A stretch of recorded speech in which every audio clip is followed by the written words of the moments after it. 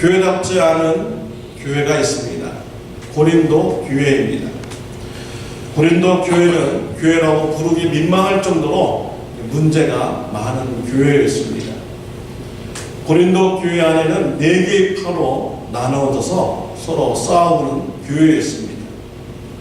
바울파, 아볼로파, 베드로파, 그리스도파 4개의 파로 나누어져서 서로 시기와 질투 가운데 싸우는 교회였습니다. 또 그 교회는 서로의 은사를 자랑하며 무질서하게 예배드리는 이런 교회였습니다. 또 교회의 문제를 가지고 세상 법정에 나가서 서로 고소하고 싸우는 그 교회가 바로 고린도 교회입니다. 또 성도님들 안에는요, 근친상간에 이런 죄를 지었고요, 성범죄가 있는 이런 신앙생활을 하는 교회였습니다. 현대인도 이런 교회를 보면서 고린도 교회는 정말 문제가 많은 교회이다 라고 다 인정을 내리고 평가를 내리고 있습니다. 사도 바울이 이런 고린도 교회의 그런 소식을 들었을 때 바울의 마음이 어땠을까요? 사도 바울은 2차 선교 여행 때 고린도 지역에서 1년 6개월 동안 머물면서 눈물로 복음을 전하며 세운 교회가 바로 고린도 교회입니다. 바울이 고린도 지역에 도착했을 때는요, 바울은 매우 두려운 마음을 가지고 고린도 지역에 도착했습니다. 아테네라는 지역에서 복음을 전했는데 그곳에서 많은 사람이 예수님을 영접하지 못했습니다. 이런 실망한 마음을 가지고 고린도라는 지역에 도착하게 된 것이죠. 마음에 두려웠었습니다. 근데 예수님께서 환상 중에 나타나셨습니다. 이 소인은 내 백성이 많으니까 두려워하지 말라. 담대하게 복음을 전하라고 합니다. 그래서 바울이 위로를 받고 담대하게 1년 6개월 동안 복음을 전해서 세워진 교회가 바로 고린도 교회인 것이죠. 근데 나중에 고린도 교회 소식이 들려오는데 문제가 많은 교회라고 소식이 들려온 것입니다. 얼마나 가슴이 아플까요? 그래서 바울은 왜 이런 고린도 교회에 이런 문제가 생겼을까 진단을 합니다. 고린도 교회의 문제는 교회의 기초의 문제였습니다. 고린도 교회인들은 신앙생활을 하는데요, 영웅적인 이런 신앙인에 의해서 교회가 성장한다 라고 이렇게 생각을 했습니다. 그래서 그 아볼로라는 사람이 교회에서 사역을 했는데, 아볼로라는 분이 설교를 굉장히 잘했습니다. 말에 능숙한 자였어요. 그 사람이 설교를 얼마나 잘하냐. 그가 우리를 마음을 감동을 시키고 정말 화려한 그런 위로의 말을 우리에게 많이 준 거. 정말 아볼로는 좋은 사람입니다. 그러면서요, 아볼로를 따르는 이런 사람들이 생겨났습니다. 그러자 또 어떤 사람들은 고린도 교회를 개척한 사람이 누군데 눈물로 그렇게 힘써서 교회를 세운 사람이 바울인데 우리가 어떻게 바울을 잊을 수가 있는가? 나는 바울에게 속했다 라고 하면서 바울을 따르는 사람이 생겼습니다. 그래도 예수님의 가장 수제자는 베드로잖아. 그러니까 우리가 베드로를 따라야 돼 하면서 또 베드로파가 또 생겼습니다. 나는 여기저기도 다 속하지 않는다. 나는 그리스도만 따른다 해가지고 또 그리스도파가 생겨나게 된 것이죠. 고린도 교회의 문제는요, 이 영적인 이런 신앙인을 바라보고 그 사람들을 의존하면서 따라가려는 이런 잘못된 기초를 가진 것이 문제였던 것입니다. 오늘날 현대 교회인들도 혹시 이렇게 생각을 하고 있지는 않은지요? 한 교회가 성장하고 또 교회가 쇠퇴해가는 것, 영적인 이런 신앙에 달려있다. 좋은 목사님이 온다든지 또 훌륭한 신앙인이 오면은 그 사람 때문에 교회가 성장할 수 있다 라고 혹시 이런 생각을 가지고 있는지요? 이런 생각을 가지고 있다면 고린도 교인들과 같이 똑같은 생각을 가지며 신앙생활을 하고 있는 것입니다. 우리 가까이에 있는 우리 교단에 속한 유명한 교회는요, 목사님 쫓아내기로 유명합니다. 목사님이 탁 오시면요, 교인들이 열심히 목사님을 잘 도와줘요. 3년 동안 하고 싶은 거 다 할 수 있도록 잘 밀어줍니다. 근데 교회가 한 3년 지났는데도 부흥이 안 된다. 그러면요, 이제 슬슬 목사님 쫓아낼 준비를 하죠. 목사님 자꾸 괴롭힙니다. 교회가 부흥 안 되는 게 목사님부터 달리는 거죠. 목사를 가르면은, 또 훌륭한 사람 또 데리고 오면은, 우리가 부흥할 수 있는 찬스가 생기겠다. 이렇게 생각을 하는 거예요. 그러니까 교회를 목사님 자꾸 이렇게 쫓아내려고 하니까 목사님 좋아하는 사람들이 생기고, 또 교회에 기존 세력이 생기고, 서로 그냥 교회 안에 파가 갈라져가지고 싸우는 이런 교회가 우리 지역에 가까운 교회에 이렇게 있습니다. 고린도 교회와 같은 이런 교회인 것인데요. 영적인 사람에 의해서 교회가 부흥된다고 생각한다면 잘못된 신앙생활을 하고 있는 것입니다. 우리는 10월 달에 우리가 창립 예배를 드리게 됩니다. 창립 예배를 드리면서 교회다운 교회는 어떤 교회입니까? 대해서 이렇게 말씀을 이렇게 나누고자 합니다. 그래서 매주마다 성경에 나와 있는 초대교회를 이렇게 같이 말씀을 나누면서 올바른 교회의 말씀을 나누고자 합니다. 오늘은 고린도 교회의 말씀을 나누면서 올바른 교회가 어떤 교회인가 말씀을 나누고자 합니다. 고린도 교회가 교회답지 못한 교회가 된 이유는요, 교회의 기초를 잘못 생각하기 때문입니다. 성경적인 교회의 기초는 무엇입니까? 첫 번째로 교회는 하나님의 주권에 있다는 것입니다. 우리 9절 말씀 우리 다 같이 읽도록 하겠습니다. 우리는 하나님의 동역자들이요 너희는 하나님의 밭이요 하나님의 집이니라 라고 했습니다. 바울은 고린도 교회를 향하여서 하나님의 밭이라고 했습니다. 교회는 하나님의 밭입니다. 또 여기서 보면은 우리는 하나님의 동역자들이요 라고 했습니다. 여기서 우리는 누구를 얘기하죠? 바울을 얘기합니다. 아볼로를 얘기하는 것이죠. 밭의 주인은 하나님이십니다. 하나님께서 동역자들을 밭으로 가서 일을 시키는 거예요. 그래서 바울을 보내가지고 고린도라는 지역에 가서 복음의 씨를 뿌려요. 그 다음에 이제 아볼로를 보내서 고린도 교인들에게 물을 주어라.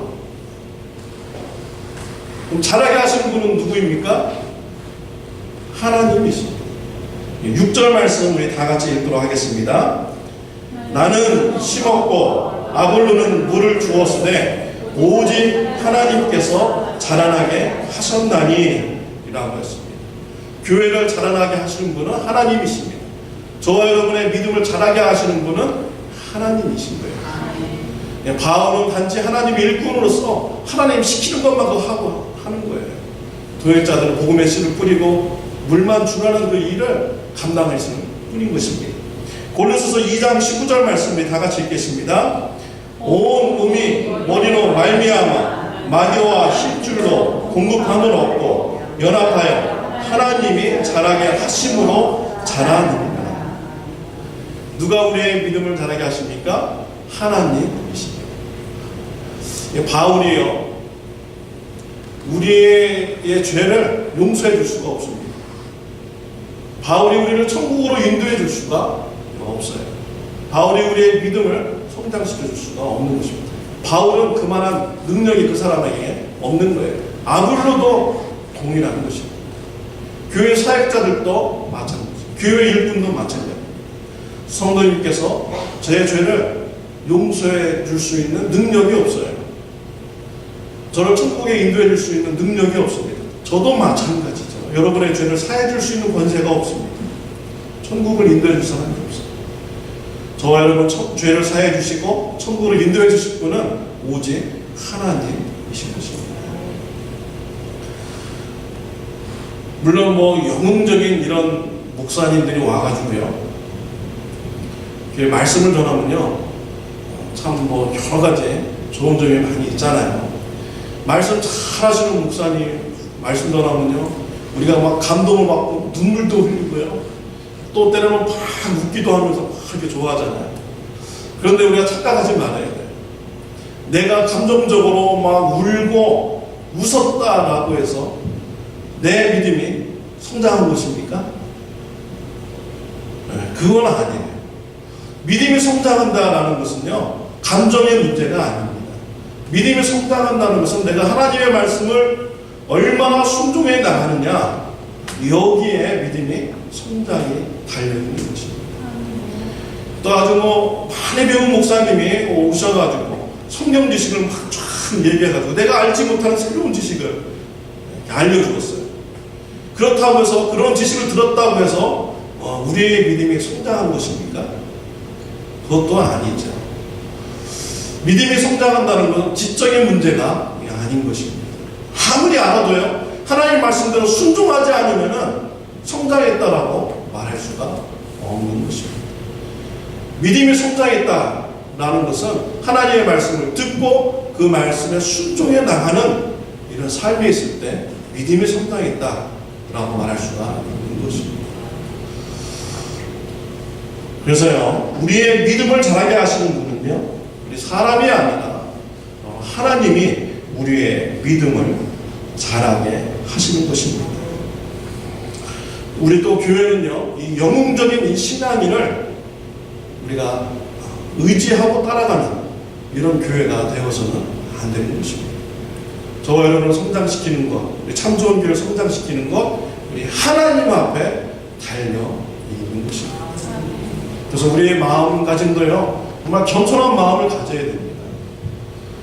교회에서 열심히 일하는 목사님이나 집사님들, 혹시 그런 생각 가질 수 있어요. 내가 없으면 우리 교회 운영이 안 될걸? 내가 없으면 우리 교회가 잘 되지 않을걸? 이렇게 생각하면서 사역하시는 분들이 있습니다. 절대 그렇지 않습니다. 교회를 운영하시고 교회를 잘하게 하시는 분 누구입니까? 하나님이십니다. 우리가 신앙생활 하다가 마음 상해가지고 그래 한번 잘 되나 봐라, 내가 손 놔보죠. 이러면요, 잘못 생각을 가지고 있는 것입니다. 교회를 성장시키시는 분은 하나님이십니다. 두 번째로, 교회는 하나님의 집입니다. 9절 말씀에 보면은 하나님의 집이라는 단어가 이렇게 나오고 있죠. 집을 지을 때는 기초가 이게 중요합니다. 모래 위에 집을 지으면 바람이 불면 홍수가 나면 무너져 버립니다. 그러나 반석 위에 지은 집은 기초가 튼튼하기 때문에 바람이 불어도 홍수가 나도 집은 무너지지 않는 것이죠. 교회를 하나님의 집이라고 했는데요, 11절에 보면 이 터에 대해서 말씀을 해주고 있습니다. 11절에 다 같이 읽겠습니다. 이 닦아둔 것 외에 능히 다른 터를 닦아줄 자가 없으니 이 터는 곧 예수 그리스도라 라고 했습니다. 우리 교회의 기초 반석은요, 예수 그리스도로 우리가 삼아야 되는 것입니다. 우리가 예수님을 그리스도로 영접하는 신앙 위에서 교회가 세워져 나가야 되는 것입니다. 마태복음 16장 18절에서도 또 내가 네게 이르노니 너는 베드로라, 내가 이 반석을 위에 내 교회를 세우리니 음부의 권세가 이기지 못하리라 라고 이렇게 말씀을 하셨습니다. 이 반석은 바로 예수님을 그리스도로 영접하는 신앙을 말하는 것입니다. 또 사도행전 4장 11절 말씀을 보면 예수님을 모퉁이 돌이라고 이렇게 말씀하고 있습니다. 같이 읽겠습니다. 이 예수는 너희 건축자들이 버린 돌로서 집 모퉁이의 머릿돌이 되었느니라. 예수님을 모퉁이의 머릿돌이라고 이렇게 하였습니다. 유대인들은 집을 지을 때 이상한 방식으로 집을 짓는 방법이 있어요. 현대인들은이나 또 옛날에는 집을 지을 때 반석을 깔고 반석 위에다 이렇게 집을 짓잖아요. 오늘날도 시멘트 콘크리트를 딱 해가지고 그 위에 집을 짓습니다. 지진이 나도 그 콘크리트 된 이 반석이 같이 움직이기 때문에 집이 쉽게 무너지지 않죠. 근데 유대인들은 집을 질 때 어떤 특이한 방식이 있냐면요, 첫 번째 돌을 딱 놓습니다. 그러면 그걸로 인해서 집의 모든 것이 결정이 되는 거예요. 첫 번째 돌이 굉장히 중요합니다.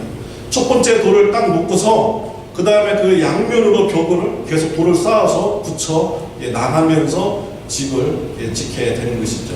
그래서 이 첫 번째 돌이 바로 모퉁이 돌이고요. 그 돌을 머릿돌이라고 말씀을 하는 것입니다. 우리 예수님께서 하나님의 집에 모퉁이 돌, 머릿돌이 되어주신다라고 이렇게 말씀을 하신 것입니다. 교회의 첫 번째 시작 돌이 바로 예수 그리스도라는 것입니다. 이 모퉁이 돌에 연결된 돌만이 그 집에 속한 돌인 것이죠. 이 모퉁이 돌하고 연결되지 않는 돌들은 속하지 않은 돌인 것입니다. 저와 여러분들이 예수님을 그리스도로 영접하는 이런 신앙을 우리가 가졌으면요, 그 모퉁이 돌 예수 그리스도와 연결되는 거예요. 그래서 우리는 하나님의 집에 포함되어 있는 이런 사람들인 것입니다. 그러나 우리가 마음속에 예수님을 영접하지 않고 사람을 의지한다든지 그러면요, 예수님과 연결되지 않았기 때문에 예수님 집에 포함되어 있는 분이 아닌 것입니다. 이런 것은요, 나중에 불로 태워버리면요, 예수님과 도랑과 같이 연결되지 않았기 때문에 다 그 공력에 의해서 없어져 버리는 것입니다. 불에 타서 없어지게 되는 것이죠. 하나님 앞에 갔을 때 상급으로 인정받지 못하게 되는 것입니다. 예수님께서 모퉁이 머릿돌이 되신다라는 것은 구약성경에서부터 예언된 말씀입니다. 시편 118편 22절 말씀 다 같이 읽겠습니다. 건축자의 버린 돌이 집 모퉁이의 머릿돌이 되었나니 이는 여호와의 행하신 것이요 우리 눈에 기이한 바로다. 건축자들이 버린 돌이 모퉁이의 머릿돌이 된다라고 했습니다. 무슨 얘기입니까? 우리 예수님이 이 땅에 오셨어요. 근데 종교지도자들이 예수님을 십자가에 못 박아 죽였습니다. 그러니까 종교지도자들이 예수님을 버린 것이지요. 근데 하나님께서요, 예수님을 다시 죽은 자 가운데서 살리셨습니다. 그리고 교회의 모퉁이의 머릿돌이 되게 하여 주신 것입니다. 또 이사야서 28장 16절 말씀 우리 다 같이 읽겠습니다.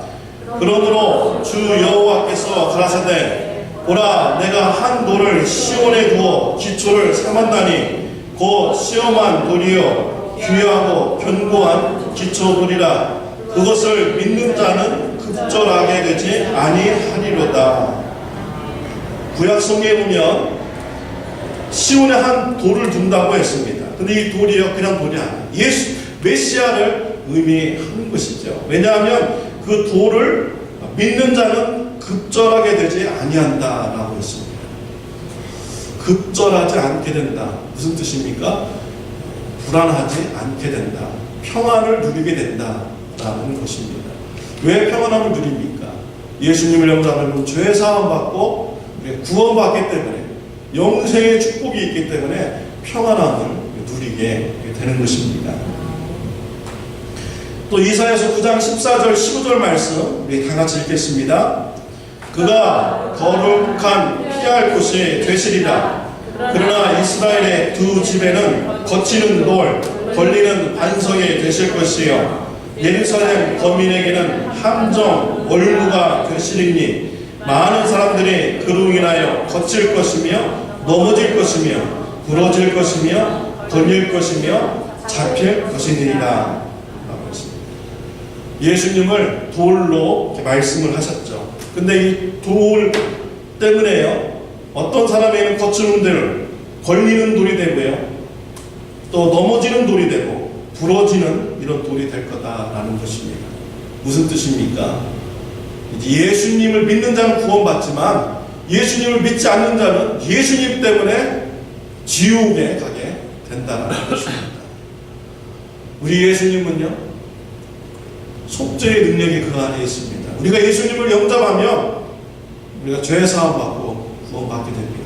그러나 예수님을 영접하지 않는 자는 그 죄로 인하여서 영원한 벌을 받게 되는 것입니다. 우리 교회가 예수님을 그리스도로 믿는 이런 신앙 고백으로 세워지는 교회가 되시기를 바랍니다. 우리 주위 사람들을 예수님 앞에 인도해서 그들도 구원받게 하는 이 사명을 감당하는 교회가 되시기를 바랍니다. 세 번째로 교회는 하나님의 성전입니다. 16절, 17절 말씀 다 같이 읽겠습니다. 너희가 하나님의 성전인 것과 하나님의 성령이 너희 안에 거하시는 것을 알지 못하느냐? 누구든지 하나님의 성전을 더럽히면 하나님이 그 사람을 멸하시리라. 하나님의 성전은 거룩하니 너희도 그러하니라. 고린도 교회를 향하여서 성전이라고 말씀을 했습니다. 교회 건물이 성전이 아니죠. 예수님을 영접한 사람, 그 사람들은 그의 몸이 성전입니다. 왜냐하면 성령님께서 그 안에 내재하기 때문이죠. 성전이라는 것은 하나님이 거하시는 곳을 성전이라고 말하는 것이죠. 그래서 우리 교회 공동체는요, 하나님이 거하시는 성전인 것입니다. 구약성경에 보면 성전이 이렇게 나오는데요, 그 성전은 죄가 없어야만 되는 이런 곳입니다. 제사장이 하나님을 만나러 지성소로 들어갈 때 그냥 들어갈 수가 없어요. 짐승의 피로 인해서 죄 사함을 받아야만이 하나님 앞에 나가서 만날 수가 있습니다. 속죄함을 받지 못한 제사장이 지성소에 들어가면 죽습니다. 그래서 제사장 옷에 방울이 달려 있고요, 그 다리에는 줄이 달려져 있습니다. 지성소에서 제사장이 살아서 돌아다니면은 딸랑딸랑 소리가 나고요. 죽었으면은 소리가 나지 않죠. 죽었으면은 줄을 잡아당겨서 제사장을 밖으로 끌어내게 됩니다. 바로 성전이 바로 그런 곳입니다. 죄가 공존해서는 안 되는 곳입니다. 말라기에 보면은 이번 주 목요일 날도 같이 말씀을 나누었지만요, 말라기에 보면은 이스라엘 백성들이 하나님 앞에 제물을 드리는데 병든 것, 눈먼 것, 저는 것, 뭐 약한 것, 이런 것을 하나님 앞에 제물로 드립니다. 하나님께서 이런 제물을 받으시고 기뻐하지 않으셨어요. 그리고 이스라엘 백성들한테 말하기를 이런 거 가지고 총독에게 한번 줘봐라. 총독이 너희를 기뻐하겠느냐? 라고 하나님께서 얘기하셨습니다. 그러면서 하나님께서 말씀하시기를요, 나는 이런 제물 받기를 원치 않는다. 성전 문 닫을 사람은 나를 지금 찾고 있다. 라고 이렇게 말씀을 주셨어요. 어느 정도 심각합니까? 하나님께 드리는 이런 제물을요, 우습게 생각하고 병든 거 이렇게 드렸더니 하나님께서 그 성전 문 닫기를 원하신대요. 지금 이 이야기를 지금 고린도 교회한테 지금 하고 있는 것입니다. 고린도 교회는 지금 하나님의 성전인데 그들이 지금 고린도 교인들이요, 하나님의 성전을 지금 더럽히고 있는 것입니다. 그들의 삶 속에서요, 서로 파로 나눠져서 서로 싸우고 있고요, 교인 간의 세상 법정에 서로 고소하고 있고요, 근친 상간의 죄를 짓고 있고요, 간음죄를 짓고 있는 그런 삶을 통하여서 하나님의 성전을 지금 더럽히고 있다라는 것입니다. 오늘 또 말씀에 나오고 있잖아요. 하나님의 성전을 더럽히면 하나님이 그 사람을 멸하시리라 라고 이렇게 말씀을 하고 있습니다. 우리가 교회다운 교회는 어떤 교회입니까? 저와 여러분이 삶 속에서요, 거룩한 삶을 살아야 됩니다. 거룩한 삶을 살아갈 때 우리의 교회가 하나님의 성전으로서요, 하나님 앞에 영광을 돌릴 수가 있는 것입니다. 우리가 고린도 교회처럼 삶 속에 나가가지고 온갖 죄를 저지르면서 살아가는 하나님께서 그 교회를 문 닫게 하기를 원하시고 있는 것입니다. 사랑하는 성도 여러분, 거룩한 삶을 통하여서 하나님의 성전을 깨끗하게 하고요, 하나님이 기뻐하시는 이런 성전이 되는 축복이 우리 참 좋은 교회가 누리시기를 바랍니다. 고린도 교회는 문제가 많은 교회였습니다. 문제의 원인은 교회의 기초를 잘 몰랐기 때문입니다. 교회에는 하나님의 주권이 있습니다. 교회는 하나님의 집입니다. 교회는 하나님의 성전입니다. 영웅적인 사람이 교회를 성장시키고 믿음을 성장시키는 것이 아닙니다. 오직 하나님만이 교회를 성장시키며 믿음을 성장시키는 것입니다. 교회는 하나님의 집으로서 예수님을 그리스도로 믿는 신앙 위에 지어져야 합니다. 교회는 하나님의 성전으로서 거룩한 삶을 사는 성도가 되어야 되는 것입니다. 교회의 기초를 잘 알고 순종함으로써 참 좋은 교회가 교회다운 교회가 되는 축복이 있으시기를 바랍니다. 기도하시겠습니다. 하나님